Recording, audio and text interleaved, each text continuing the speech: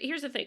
What if you do all this decolonizing, get to whatever, I don't know, pre-Western thing that you're trying to get, and then you do find said aliens, and said aliens find that your decolonized world is utterly offensive and oppressive and the like.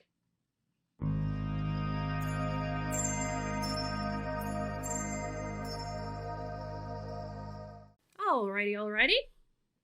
This one caught my attention from Scientific American because apparently there's problems associated with colonization when it comes to extraterrestrial life or searching for aliens. Okay. Cultural bias distorts the search for alien life. Decolonizing the search for extraterrestrial intelligence, or SETI, could boost its chances of success, says science historian Rebecca Charmineau, which I don't know if I'm pronouncing the woman's name right, but SETI is not an old, it's not a young, rather, program. It's fairly, has an old time to it. I was actually just looking because I can't remember when it was first started, so I was actually looking for that. But the whole history with the search for extraterrestrial intelligence, of course, the idea being, if there's life elsewhere in the galaxy or the universe, let us find out about it, you know? I'm just looking, I can't find it right now, so I'm kind of impressed.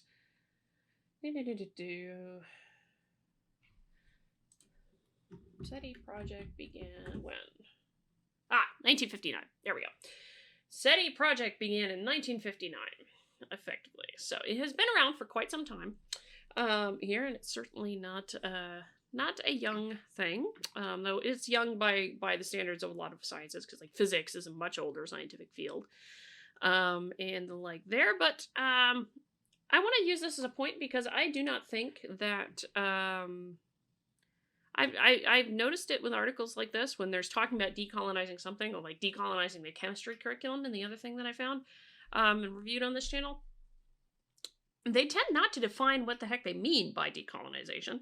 And so I'm going to see if this article here does say something about about decolonization, and then talk a little bit about that in this context. Since time immemorial, humans have looked to the heavens above to make sense of life below right here on Earth. What else is out there among all the countless galaxies, stars, and planets? Are we truly alone in the universe? Such questions are crucial for establishing humanity's cosmic context and have inspired a variety of speculative answers from a wide range of philosophical and scientific traditions. Buddhists believe in different Buddhas living in different worlds. The Greek atomists also believed in the plurality of worlds. As early as the 19th century, Western scientists postulated ways to detect and communicate with putative Martians on the Red Planet. In each case, pre-existing cultural biases served to profoundly shape prevailing ideas about the nature of life on Earth. Today, under the auspices of the Search for Extraterrestrial Intelligence, or SETI, astronomers seek out space aliens by using some of the world's most powerful telescopes to look for clearly artificial electromagnetic transmissions emanating from interstellar or even intergalactic sources. So far, no convincing evidence of otherworldly messages has been found. Perhaps that's simply because there isn't anyone else out there to talk to. Now, one thing I want to mention with this is that when SETI began, and I'm going by rote here, so I might be a little off, and I definitely don't remember the exact numbers off the top of my head, but when SETI first began, it was thought that there was very few things required to have life on a planet. But as time has gone on since then, that number and list of things has grown larger. And because of that, you know, the likelihood of having exactly all of these things in the right time, in the right place, gets smaller and smaller as a result. And so that's part of the reason why that perhaps we've not found anything, is because it might be very scarce. And so there is that. Not to say it's not possible. I'm just saying it's part of the reason we probably haven't in that source. And also bear in mind that how they're doing this is with electromagnetic transmissions is what they're looking for, because everything everything to a degree emits electromagnetic radiation. And so it's a question of, is it artificially emitted or is it naturally emitted in electromagnetic radiation from a source? And so that's a sense of what they're looking for there. Increasingly, SETI scientists are grappling with the disquieting notion that, much like their intellectual forebears, their search may be somehow undermined by biases they only dimly perceive. Biases that could, for instance, be related to the misunderstanding and mistreatment of indigenous peoples and other marginalized groups that occurred during the development of modern astronomy and many other scientific fields. Here we go. For years, science historian Rebecca Charbonneau has been exploring this possibility in the context of SETI. She earned her PhD at the University of Cambridge, studying the history of radio astronomy, and is currently a historian in residence at the Harvard Smithsonian Center for Astrophysics, as well as a Jansky Fellow at the National Radio Astronomy Observatory. Her most recent paper, Imaginative Cosmos, The Impact of Colonial Heritage in Radio Astronomy and the Search for Extraterrestrial Intelligence, appeared last year in a special SETI-themed issue of American Indian Culture and Research Journal. To weed out biases and enhance the quest to find life somewhere among the stars, she argues, SETI's practitioners, must find a way to decolonize their field. But what exactly does she mean? So, Scientific American sat down with this historian who claims this, and wrote an article about it for Scientific American, ultimately in the interview. And I want to bring this up because, from what I saw, she does not seem to necessarily give us any definition. So let's start there. So, interviewer asks, decolonization seems to be a problematic term, in part because it carries so much historical baggage and is used in many different ways across many different fields. Finding consensus about what it actually means is challenging, to say the least. So, to start out, what does decolonization mean to you? It's something that I think about a lot, the answer here, because it is a very difficult problem. Some of the major problems with the term decolonization is that it has been watered down to mean any kind of conversation about colonialism. That really weakens the term. There was a paper written by these two great scholars, Tuck and Yang, called Decolonization is Not a Metaphor, where they make the argument that when we're talking about decolonizing, it shouldn't just be speaking in metaphors. This is an actual real-world process that has to happen, actual physical colonization which needs to be undone. Okay. So that might be taken to be the literal decolonization. And yeah, that might be taken as that here from what she's saying. Problem is kind of like, how would you do that when you're now hundreds of years away from that and there are many different families and peoples and what have you? So odds are that she doesn't quite literally mean that. And there's some hints as to what she's talking about here that would support this kind of thing. Would support what she's talking about here. Sorry. How does this apply to SETI? Oftentimes, when we think about colonialism and SETI, we do think of it primarily in metaphors, right? Space being the final frontier, first contact with aliens as they stand in for encounters with indigenous peoples, that sort of thing. But it is actually much more than a metaphor, because space exploration is also an extension of our imperial and colonial histories. Gotta stop right there for a minute. Space exploration is also an extension of our imperial and colonial histories.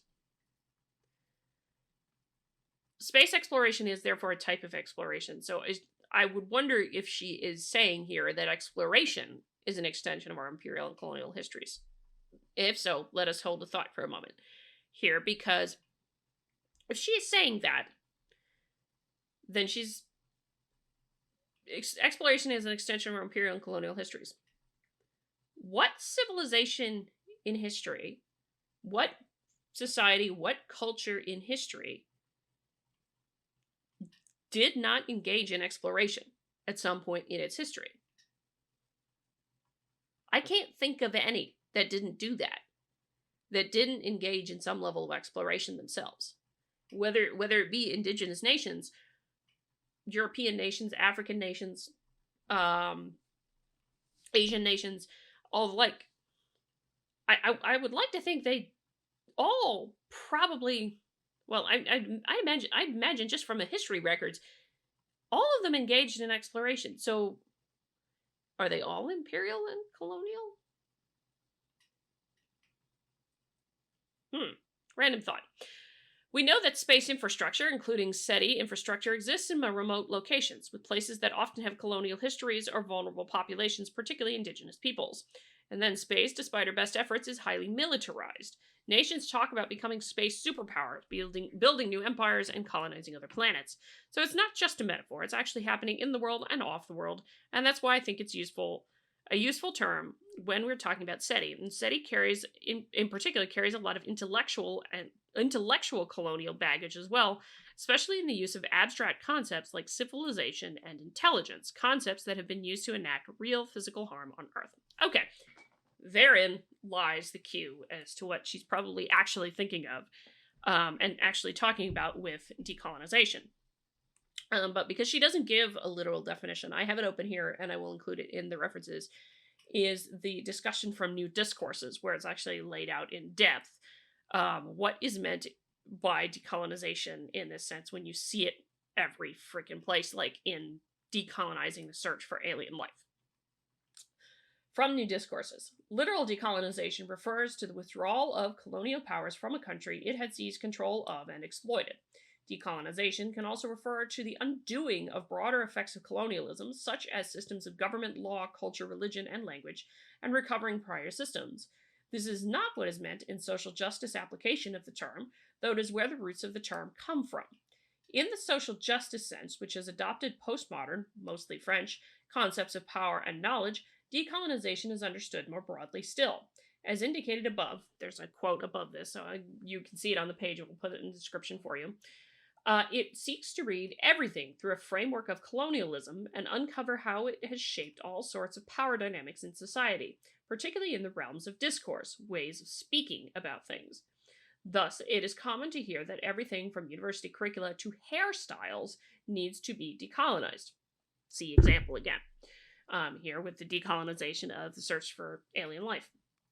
Further, because this approach to decolonialism is postmodern, science and reason as ways of obtaining knowledge are considered the property of white Western men. It is therefore imperialistic, or colonizing, to expect people from other cultures to use them. A need to value other ways of knowing is therefore central to the decolonial method. Decolonization is therefore best understood as a deconstructive and reconstructive project within social justice to remove white and Western influence, quotes on white and Western, or centrality from essentially any and everything. Decolonizing university curricula often entails reducing the quantity of material studied that came from Western, white, and male authors and researchers and replacing it with material that came from non-white and non-Western sources. Decolonizing hairstyles would refer to problematizing interest in, appreciation for, or appropriation of them by white people, or challenging or disrupting white cultural expectations about them, which may only exist in tendinacious accounts from critical race theory or in the form of microaggressions. So, the cue here that she's probably thinking of the more social justice term, which is just removing Western influence from anything, is the fact that she's talking about changing things with talking about the intellectual baggage in here. And so it's certainly interesting because, well, on the one hand, yeah, I'm not going to lie, there was a lot of nasty things that happened because of colonialism. It's a fair statement, fair historical thing in the record there. At the same time, how will it work if you get rid of all Western influence from something? How will it work? Because that's essentially what decolonization is in this sense. If decolonization isn't just a metaphor, but rather a process that implies it's about reckoning with history and striving to fix past mistakes. That's something easy to say, but harder to actually define, let alone do. In the context of SETI, what might decolonization's reckoning look like? It's a great question. Ultimately, in Tuck and Yang's interpretation of decolonization, this would look like prioritizing the sovereignty of indigenous cultures and respecting their wishes regarding settled scientific infrastructure. And while that is critically important, we shouldn't entirely discount the symbolic, dare I say, metaphorical nature of colonialism at play in SETI. Fundamentally, SETI concerns listening to alien civilizations, ideally, but we also have to get better at listening to Earthlings. We're not very good at that right now, but we're starting to move in that direction. There are members of the SETI community, myself included, who are interested in listening to marginalized and historically excluded perspectives. A lot of SETI scientists start their research from the technical search perspective without deeply considering the implications and impact of their listening. They are simply interested in finding evidence of intelligent extraterrestrial civilizations, which is valuable. I think to do that, however, without thinking critically about how we conceptualize big abstract ideas such as intelligence and civilization, and without considering the ethics of the search and its cultural implications, would be a huge mistake. These ideas are tightly bound with histories of racism, genocide, and imperialism, and to use them haphazardly can be harmful. How we use these symbols of the past when thinking about alien civilizations also says a lot about how we view Earth civilizations, and this is where Indigenous studies scholars, such as those who contributed to the special issue, can make great contributions. The unique perspective on the impact of contact and how concepts like intelligence can be weaponized. All right. Like I said, I'm not going to go through all of this today, but she's not wrong in some of the things that she said here, that colonialism did have some really negative things that happened, and that science was bastardized in a lot of ways to do things like eugenics. She talks about it in here. I don't disagree. There was a lot of awful things that happened because of the misuse and abuse of scientific process, and unfortunately, it's an unfortunate part of scientific history. It's an unfortunate part of scientific history, though debunked, because if you're sticking to the principles of scientific research, you end up debunking these things that are based in wildly inaccurate bigotry and things like that. So, there is one thing I want to ask about the idea of, yeah.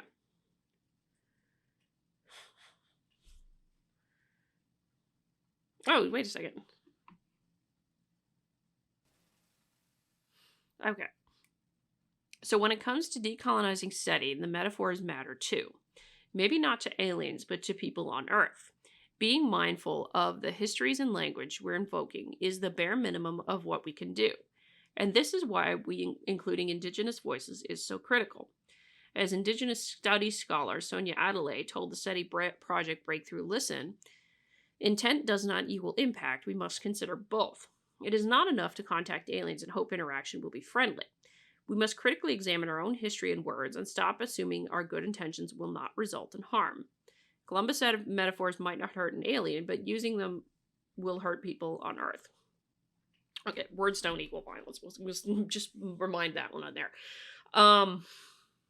But there is a thing that here I want to point out. Well, if we presume for a moment that aliens are out there and they do exist, we have no idea what said culture is. Okay. In the same vein of good intentions will not result in harm, here's the thing.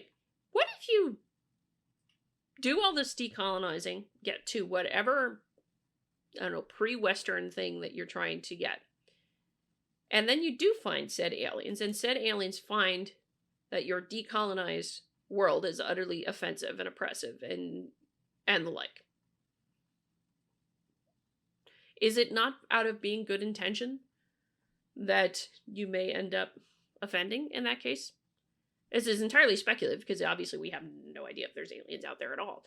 Well, we have no idea if there are any, if we have not found any intelligent life or any alien life, for better word there. But that's part of the reason why I think it's a little bit annoying to get into some of this with decolonization, because you can't possibly know what that culture is going to be. So how can you know that decolonizing everything in your search will be a good thing? The truth is you can't. And getting rid of all Western influence, that's not necessarily a good thing either.